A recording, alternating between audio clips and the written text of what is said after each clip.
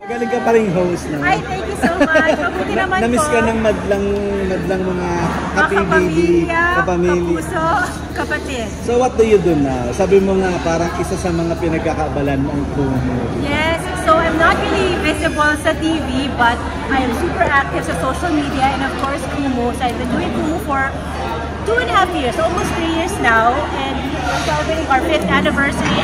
I stream live. I have a show every Mondays, kaya naging Tuesday na kami. Tapos we get to interview mga artista, sports enthusiasts, mga athletes, streamers. So dati kasi yung show namin, I had the show with Melissa Rix and Aramina on Kumu, like 2021. And after that, after 4 seasons natapos yon. So, ngayon naman... Talagang set to. Parang set na parang, or parang you do it on your own? You do it on the app. So, there's like squares there. So, I do it from home. And then Ara's in her home, Melissa's in her home. And we have a show kasi diba bawal lumabas dati. Bawal lumabas. So, nandun lang kami sa bahay. But we were able to put on a show. And because of Kumu. So, ayun, we did that for 8 months, and then after that, nag-end na yung contract, and then I had my own show, which was Behind the Kumu Level Up, and it's still there for 3 seasons now. Dati, ano lang siya, part of PBB. Kasi the PBB was on Kumu. So, kami yung parang show na kung saan napupunta yung mga evicted, mag-guest sa amin, kami yung mag-interview. Okay. So, nung natapos yung PBB Season 1, na-extend kami to our own, Season 1, ako pala Season 1. Nung natapos yung PBB na first time sa Kumu, na-extend pa kami, nag-branch out pa kami na hindi lang PBB evictees, pati mga ibang artista na nasa Kumu or kahit wala sa Kumu. So we would guest them, like sina Donnie Pangilinan, BGYO, Beanie, a lot of people that yung hindi pa talaga nagtitaping nung time na yun. At kahit nagtitaping, nag-guest namin sa show. So ngayon, what do you do now? Solo? I have that show. I'm hosting that show.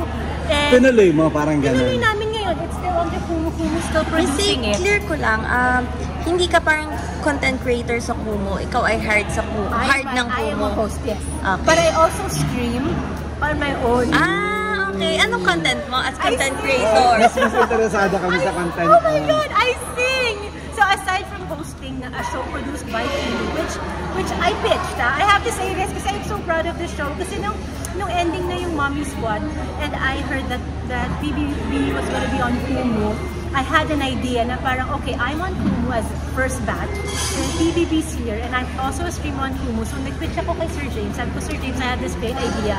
Why don't we create a show with me in it and another host na streamer din to see yung side ng PBB from me, interviewing the evictees, tapos side ng streamer para ma-promote din natin yung mga streamers on Kumu. So, he got the idea and the show's been here for like 3 seasons na tag-8 months to 1 year each. So, kailan ka nag-start mag-pitch which was 2021. 2021. Tagal-tagal na rin yung show.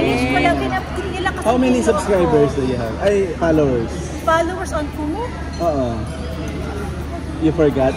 I forgot na how many I have, but our viewers, nag 150,000 kami.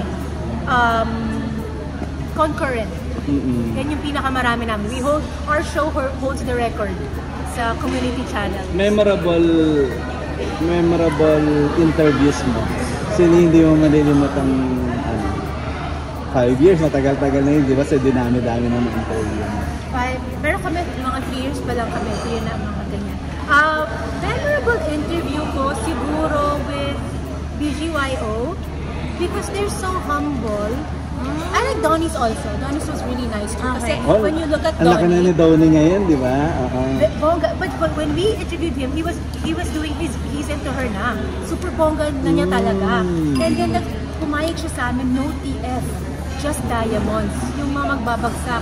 And then, ang dami niyang diamonds, at the end of the show, sabi niya, you can have it, just donate it to any charity. Wow. So, ganun siya kabait sa amin. So, we donated it to a charity. Kasi, ang dami niyang diamonds. Marami siyang diamonds. Donnie Pangilinan eh. So, interview, we have a lot of memorable ones. Video, super down to earth. Donnie was down to earth. When I was doing Mommy Squad, we interviewed Michael V. Super bait. Kasi I worked with him before sa GMA. So we did the show together. So nung nag-guest namin siya, bait. Super bait. So, na-miss mo rin bang lumabas sa TV, gumawa ng pelikula, di ba? May mga ganun ba? Kasi parang, siyempre na-miss ka rin ng mga fans mo, di ba? Parang on TV ha. Lagi nila akong tinatanong pag nagsistream ako na mag-isa, na hindi yung show. Kasi when I stream by myself, I sing. And the most requested one is Magmahal Muli. Ay, So I would sing that, and nagkaka-nostalgic effect sa kanila. And they're all like, kailan ka babalik, kailan ka magsusob.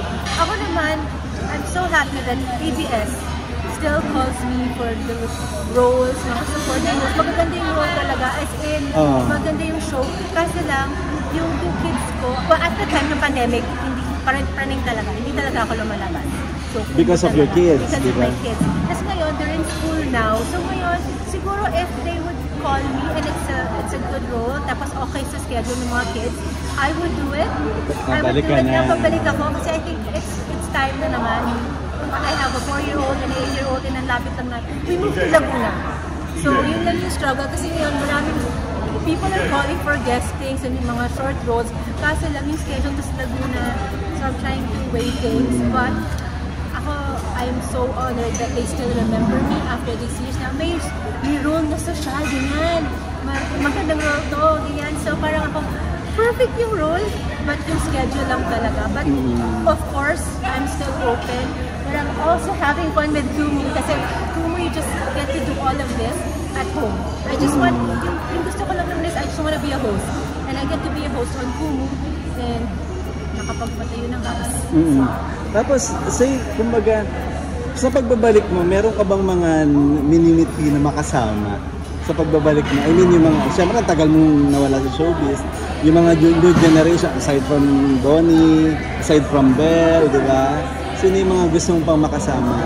Gusto kong makasama? Sa isang show o sa isang movie, if given a chance? Gusto kong makasama yung mga BBB brothers and sisters ko. Nakakalabas lang. Kasi alam mo, wala pa kaming reunion talaga. Na dati kasi nung pre-pandemic, pag may season, sasayaw kami sa ASAP. And dun ko nakikilala yung mga bago. So ngayon, hindi ko pa sila masyadong nakikilala. Pag na-interview, yung pag na-evict lang, dun ko lang sila na-interview. Ang gusto ko makasama talaga ngayon, of course, Kim. Kasi they called me for her show, the Amazon Prime one. Wow! The Ukay Queen. Yeah, part of the group sa office. And it was such a good role, but I was sayang, no? I was going to Japan then. So sabi ko, I wanna do it, but can I do it when I come back? Sabi niya, no, ngayon na yung ticketing sale. Pinabili na namin yung tickets namin. So 2 weeks yun. So parang sabi ko, maano. So I guess it's not for me. So next siguro, mga susunod. So of course, Kim. And Meme. Kasi never ko pa na-meet si Meme. Parang pa-showtime ka naman. Oo, pa-showtime ako, diba? Mag-host ka na. And then, gusto ko sila kasi ayos siya pinapanood. So yun. And PBB. Tapos, speaking of Magmahal Muli, kamusta? May communication ka pa ba with Sam? Sam, oo. Yeah, he texted me the other day, happy birthday. So my birthday the other day. So he texted me, yeah, happy birthday. And then, di ako sure, pero I think ako na nakakausap niya sa season 1. Pero at least you have still communication. Diba? Pero pag busy siya, nakakalimutan niya ang mga friends niya. Wow! Ganun ba? Nagtatampo ka ba? Oo, nagtatampo ako. Kasi minsan, pag walang love life, palagi nag-update yan. Yan naman pero pag may love life, ano ka na, huyo ka na talaga. Wow. Ang tagal mag-reply. Yun pa naman itatanong ko sa'yo. So, are you happy with Sam and with her, with this girl? I haven't met her in person, but I met her on WhatsApp kasi tinawagan ako ni Sam. And then, pre-pandemic pa lang, he was already telling me about her naman. So, I knew, and then, before nila inamin, alam na namin yun lahat. And so, I'm so happy for him because he's been, bako, anong masabi? Kasi kilala mo ako, so prank ako. Correct. Wait lang. Okay, I'm so happy for him that he found someone to spend the rest of his life with because kami ni Pratt is married with kids, I'm married with kids, and dati nung single siya, they would say, kayo first love team eh. Saka naiingit siya sa amin na meron na kaming family. So finally, meron siyang someone na nag-propose na siya. So we are truly happy And I think Prati also nagtatampo pag hindi nagpapakita si Sam, ha? So gusto mo na rin ikasal ang kaibigan mong si Sam? I think it's about time. Tsaka matanda na siya, no? Kahit alam niya umamin, matanda na siya. Kasi matanda na niya kami. So, Pero as a friend ba, boto ka kay Catriona? Oo Kahit yung siya naman. na Kasi matagal na niyang crush yun. Mm-hmm. Ako na masabi ko dito!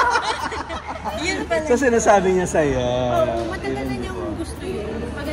Matagal na niyang crush yun nung prayer group pa sila. May mga advices ka ba sa kanya? Sa kanyang kung sakaling lulugar na siya sa tamang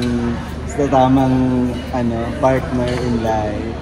Advice? Advice ko sa kanya, minsan na, ito na, diba sabi natin dati, huwag hanapin ang pag-ibig, ito'y darating sa'yo. So Sam, dumating na yung pag-ibig mo. So hawakan mo na yan, nurture it, and never let her go. And of course, please invite them sa Kumu show mo. Guys, it's Kumu's 5th anniversary, Kumu 5. Please download the Kumu app if you haven't already. And guys, please watch my show, Bahay ni Kumu Level Up, every Tuesday na po kami. Dati Monday kami 8 p.m. Pero because we are in support of Drag Race PH, lahat ng mga magsasashay at matatanggal, may evict, mai-interview namin sa show. Exclusive yan. So every Tuesday na po muna kami sa Kumu app. I think 8 or 9 p.m. kami. Abangan nyo lahat. Exclusive namin silang mai-interview. So go, mga Drag Race PH Season 2 fans. Bye, Carlito! Happy birthday! So, ayun. So, please download the app right now. Watch me sa mga nakakamiss sa akin. So, buhay ko po ako. Watch out sa aking mga gagawing pelikula. Oh my gosh! Hindi ko alam Namiss ka yung acting mo. Hindi, oh my God. Pero mistake na yung babalik ka na. Hindi ka ba na... Babalik na? I mean, magkakaroon ka ng mga... thank you sir ha. Mga projects na hindi ka ba natatakot na, oh my God, kaya ko pa ba to? Hindi ba kailangan ko ng training, ganyan? Natatakot ako, so dapat bigyan nila ako ng workshop. Hindi, pero kung mga true to life naman na mga kaya ko na yan. Ang natatakot ako is, kaya ko pa ba mag-taping? Kasi ang last taping ko, TV5, 2013. Oh, ganun Yes, I Love You. 10 years ago. With Alex, I'm not even sure if it was 2013. Yes, I Love You, Alex Gonzaga. I think so. Kasi, kasi Gabby Concepcion. Kung kailan yun yung last taping ko. And then I had to stop because I wanted to get pregnant na. And then hindi na ako nakabalik. Puro guesting na lang kasi nga, by choice. So, feel mo, Miss J, pagka sinalang ka agad sa mga actingan, kaya mo maka-adapt agad? Hindi po. Ayoko yung umiiyak. Okay. Ayoko sa drama. Siguro yung comedy or rom-com na tita-tita. Huwag mo na, mami. Kasi anak ko maliit pa naman. Pero pwede yung mami na maliit na bata. Pero what if for cute lang, kasi magkakaroon na rin ng story, magkakaroon na rin ng teleserye, di ba, ang Kumu. So, what if parang gawin kang bida tapos may love team din? Okay ako sa magla-love team pa ba tong edad na to? Uy, grabe naman. Ay, naman. Basta cute role. Hindi tayo tatanggi sa trabaho. Hindi tayo tumatanggi sa trabaho. Basta swak sa schedule kasi hands-on ako sa 2 kids. Pero hindi ka ba picky sa roles na makukuha mo if ever? Picky ako in a way na kailangan yung sa tingin ko magagawa ko. Pag drama-dramahan siya, kahit dati pa naman hindi ko tinatanggap. Kasi hindi siya picky pero gusto ko mabigyan ng justice yung role.